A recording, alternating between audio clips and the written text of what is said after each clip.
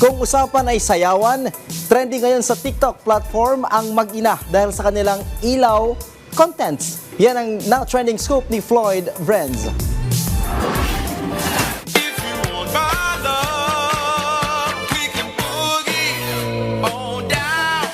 Siya ay si Queen Pitik na nagpasikat ng ilang dance version sa TikTok at syempre kasama ang kanyang anak din na si aka Prince Pitik. Eto, sa unang video nila, Kembot to the left, Gewang to the right, ang video umabot lang naman sa 4.6 million views and counting.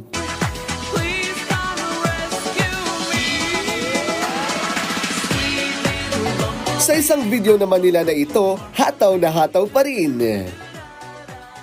Sa susunod na video naman nila, may konting pag-voice dub sabay sayaw sa kanilang makulit movements. Pa-order nga po ng giniling. Giling-giling, giling-giling, giling nyo na matunaw ang aba. Giling-giling, giling-giling, hayaan yung mata nila ay lumuwa. Ilan lamang yan sa kanilang naging TikTok entry. O kayo? Ano entry natin dyan pag bored kayo? Floyd Vrenz para sa Pambansang TV sa Bagong Pilipinas.